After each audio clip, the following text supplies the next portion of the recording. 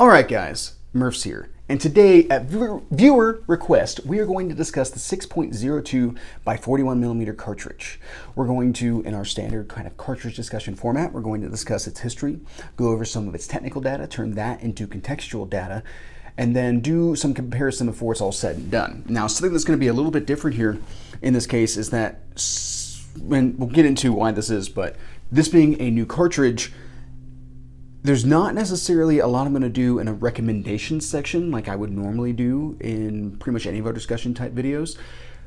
But there will be a conclusion section, so stick around for that. And of course, if I'm taking too much time in any particular portion of this video, go ahead and check the links, or go ahead and check the description. There will be a chapter section, so you can go ahead and jump to whatever information it is that you want to consume.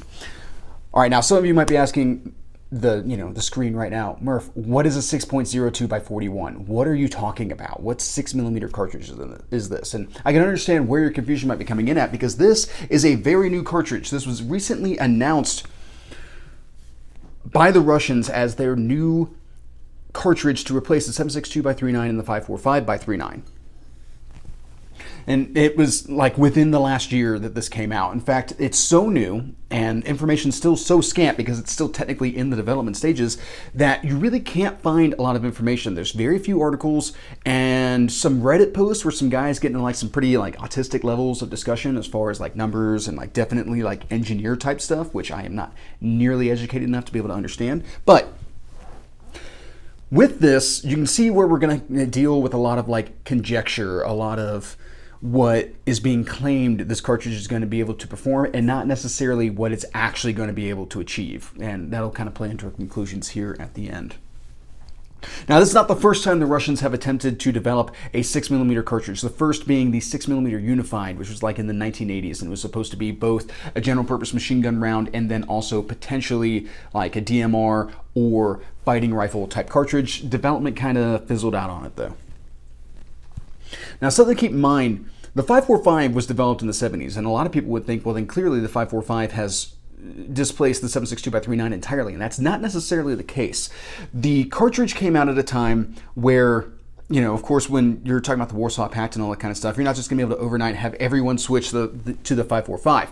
So a lot of countries were sticking with the 7.62 by 39 as they developed their own 5.45 rifles. Then you start to have, the glues coming undone for the Soviet Union, and a lot of countries are like, you know what, maybe we don't necessarily want to invest into the 5.45. Maybe we'll just stick with the 7.62 by 39 because it's really not doing anything we don't want it to do right now.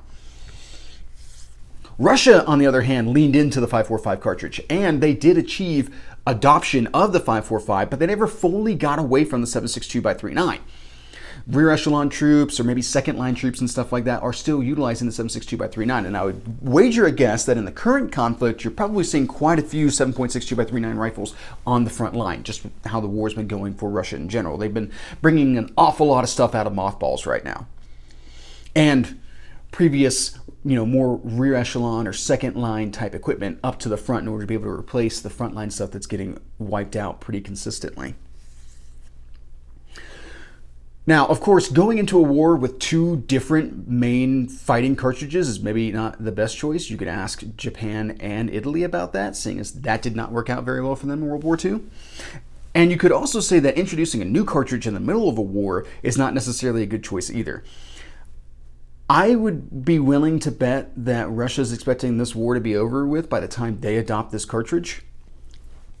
But that's neither here nor there. Conjecture on how the war in Ukraine going and all that kind of stuff. It's not really the focus of this channel as much as it is the cartridge itself. The claimed advantage of going this particular cartridge is that it's going to have better armor defeating capability than expressly stated the M855A1, and some discussion that somebody has claimed that it might be able to challenge the 6.8 by 51 in armor penetration capability. We will talk about that more here at the end, once we get a little bit closer to the comparison portion of this, rounding into conclusions. That's something to keep in mind here, guys. I'm going on a little bit of a side trail here, but the contextual data transition to comparison, transition to conclusion is going to be very blurred. I'll try to do the best I can to delineate those changes. But worst case scenario, check the links in the description, or check the chapter section in order to be able to jump to what's solidly going to be each one of these portions, if that's what you're just looking to go ahead and get a hold of.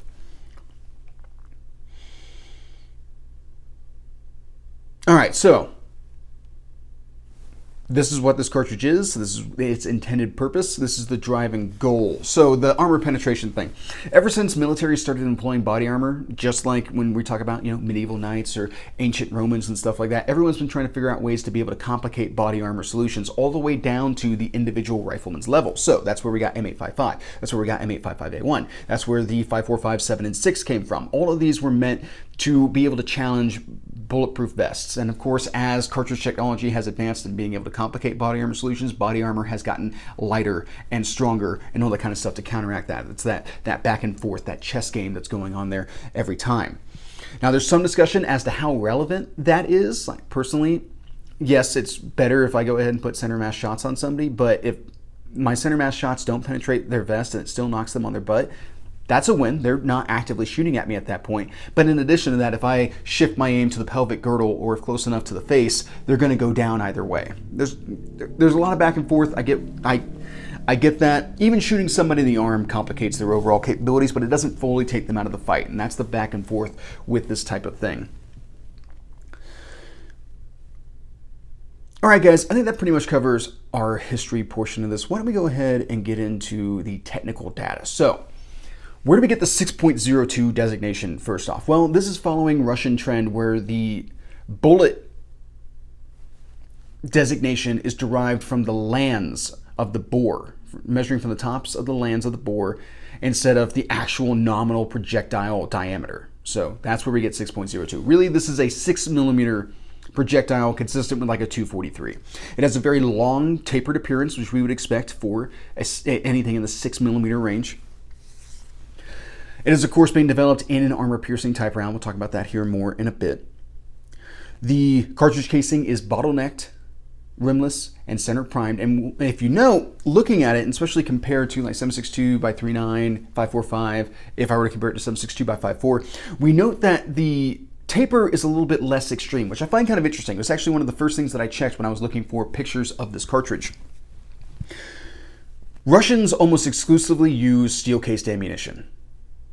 And this is something that a lot of people kind of like scoff at in America because like steel-cased ammunition is generally considered to be very crappy ammunition, and that's not entirely wrong. And we have a whole video discussing the pros and cons of steel-cased ammunition, link in the description if that's what you're interested in. However, a couple things to keep in mind. One of the issues with steel is that when it heats up, it expands. All those pressures and gases and all that kind of stuff cause the steel case to expand.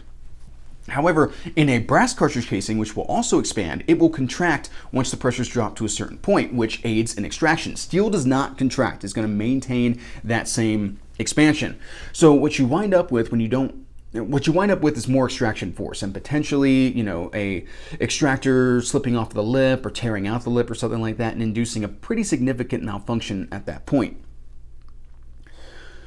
Soviet, now Russian ammunition is generally designed with a pretty hefty taper because with that being tapered in that manner, it requires less extraction force in order to be able to get the cartridge casing out of the chamber.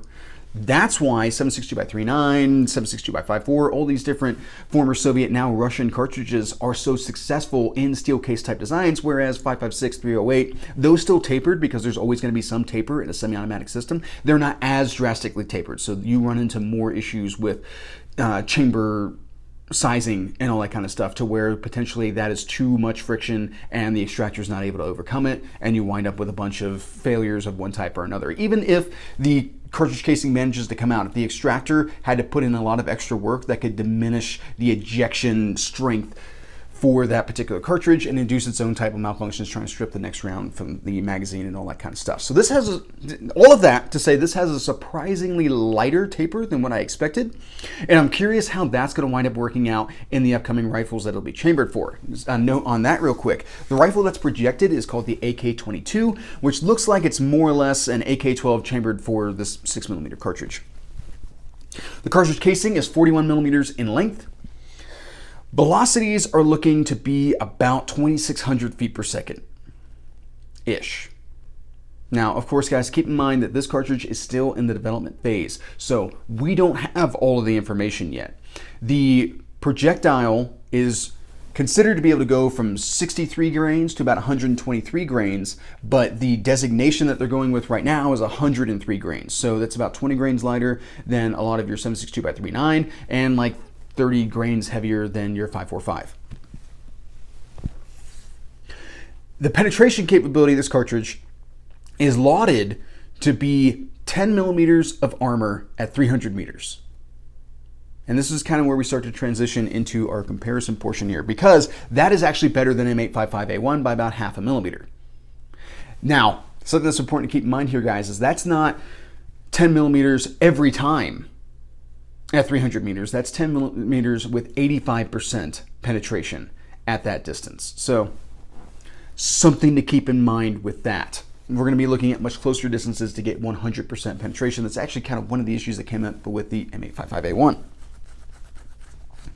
Now, how does this cartridge compare to the 7.62x39 and the 5.45? Something that's important to remember, guys, and we discussed this in the 7.62x39 cartridge discussion video, which if you're interested in that, take a look in the description for the link to that video. 7.62x39 is a very early intermediate cartridge. It is not fast. It is based off the 7.92 by 33 millimeter Kurz designed by the Germans right there at the end of World War II. It is not jaw-dropping in velocities and all that kind of stuff. It's really, honestly, it comes across as rather anemic. It's a good cartridge, but it comes across as being rather anemic. It does everything it needs to do. There's nothing wrong with the 7.62x39, but when you compare it to other intermediate cartridges, it looks like it's lacking. And in this case, compared to the 6 millimeter, especially when you consider that your 7.62x39 is generally starting about 2,300 feet per second, it's lacking. It is definitely lacking. How does it compare to the 5.45 though? Because the 5.45 has a higher velocity. The 5.45 out of the barrel is at a higher base velocity than what you're going to see out of the 6 millimeter cartridge. However, it gets overtaken rather rapidly. And with that long, slender projectile, with that taper and all that kind of stuff, the 6 millimeter has the opportunity to be able to retain velocity over distance, which also means that it retains energy over distance, which gives it its penetration capability at distance. These are very positive things. One of the issues that you run into with like 5.56 and stuff like that is that it will readily bleed off energy because it is such a lightweight projectile. So at the muzzle, you have a very high velocity, but as like gravity and air resistance and all that kind of stuff starts to take its toll, the bullet peters out on energy very rapidly. It's one of the long-term complaints about the 5.56. It's not really a good long-range performer in your average loading. 77 grain Mark II 6.2 changes that dynamic somewhat, but when you're talking about the 55 grain and the 62 grain, what most people are using, it peters out real fast. Same with the 7.62x39. That is a heavier bullet, but it's a very fat projectile, which makes it equally as, I guess, impacted by wind resistance, wind shift, all that kind of stuff. You can blow a 7.62x39 off course pretty easily, just like you can a 55 grain 5.56. We can expect that with that long slender projectile, the 6 millimeter is going to perform, that 6.02 millimeter is going to perform much better out to distance. Now, some people have gone so far as to compare this to 6 millimeter arc, and that I find to be very interesting because these are both semi-automatic 6 millimeter cartridges at that point. How does this work out? Now, guys, this is actually a frustration that I ran into. Like in general, when we're looking at these charts and stuff like that, there's no normal website or app that I use that can generate information for the 6 millimeter cartridge. So I had to go to like the source article from TFB and look at some stuff on like Reddit and stuff like that. But I could not necessarily generate my own charts for this, which is my preferred normally. So the charts that I'm pulling right now are mostly from TFB. Also, I ran into some issues trying to project charts for like military cartridges and for the purposes of comparison and all that kind of stuff. Just for some reason, I was having difficulty like pulling data for not just the military cartridges, but also 6 arc. The closest I could get was 108 grain ELD loading out of a 12.5 inch barrel. And that was really bothersome to me because there is a 103 grain projectile. I was just having trouble finding charts that I could actually use in order to be able to conduct this comparison. That's neither here nor there. Out of a 12.5 inch barrel, the 6 millimeter arc is generating about 2,400 feet per second, which puts it behind the 6 millimeter cartridge. However, I would suspect that out of a 16 inch barrel, we would be getting much closer to the projected 2,700 feet per second that we should be expecting out of a 108 grain 6mm arc. So the 6mm arc is already starting off a little bit faster, and it has a very similar trend and relationship when it comes to wind and slicing through the air and all that kind of stuff. You're talking about those long, slender projectiles. You're talking about good BCs that come with slightly heavier bullets in slender projectiles. So these two cartridges compare very favorably. It's kind of like saying that 9x39 is a Russian 300 blackout. This 6.02 millimeter cartridge is going to be a Russian 6mm arc. Now, one of the important things to remember about the 9x39 round in comparison to 300 blackout, which if you're interested in a cartridge discussion on 300 blackout, go ahead and check out the link in the description. And I believe I have one on the 545. I'm having trouble remembering. I know I've discussed it at some point. I just can't remember if it was in comparison to something or if it got its own dedicated video. Regardless, one of the things to remember about 9x39 versus 300 blackout is that there's a lot more loads available for the 300 blackout. First off, it's pretty hard to get 9x39 in the United States.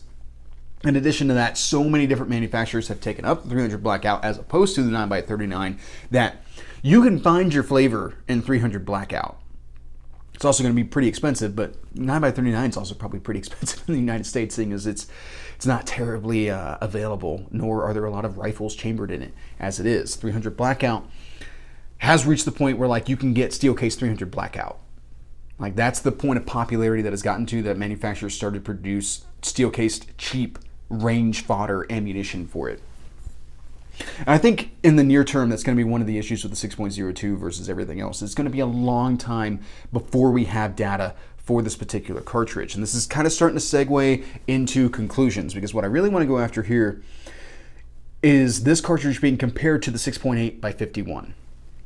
One of the important things to remember is that at this cartridge's length, this is an intermediate cartridge. So right now you're trying to compare an intermediate cartridge ballistically to a full power rifle cartridge, which is much more indicative of what a 6.8x51 is. That's a tall order. It's an incredibly tall order, especially when you get down to the cold hard math of the 6.8x51 is 10 millimeters longer.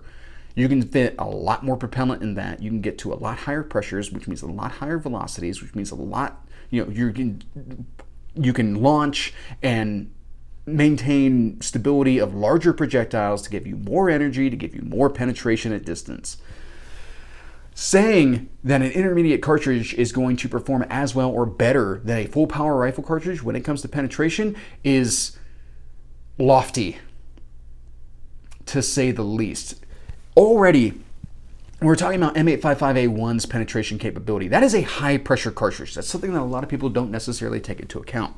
And with that being a high pressure cartridge, that means a lot of wear and tear on parts, the barrel, the extractors, the recoil springs, all that kind of stuff. Everything that's involved in that system, everything that's containing that pressure is going to break down faster. And that was one of the things that was found in the original individual carbine program, which got canned because at the end of the day, when M855A1 was introduced into all of the test rifles, nothing did better than the M4A1. Everything reached a pretty similar failure point based off of the materials that they were designed with and the capabilities of the M855A1. With the 6mm cartridge replicating M855A1 and actually exceeding M855A1 penetration capability, this makes me start to extrapolate that we are dealing with a high pressure cartridge. Now, a couple things. Again, we're kind of off the reservation right now. We are making projections. We are extrapolating what it is that we think is going on. There's not enough information out to be able to corroborate anything it is that I'm saying. So conjecture. This is the conjecture portion. With it being a long, slender projectile of good BCs, you may not have to have as overpressured a round in order to be able to achieve penetration capability, because you have so many positive passive attributes. You have good aerodynamics, which is not bleeding off a bunch of velocity, which is allowing you to retain energy.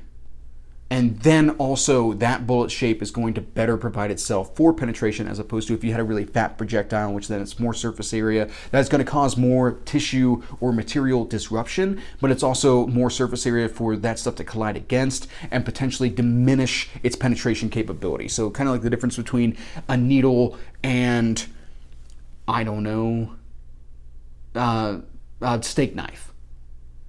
You know, when you're putting a whole bunch of energy onto a very small point, you have a better possibility to be able to drive deeper into the target media, as well as if you have enough weight behind it, you get, you know, especially when you're talking about something that's thrown or something that's flying through the air, with more weight behind it on that singular focal point, you're going to get greater penetration. This is kind of getting into the weeds a little bit here.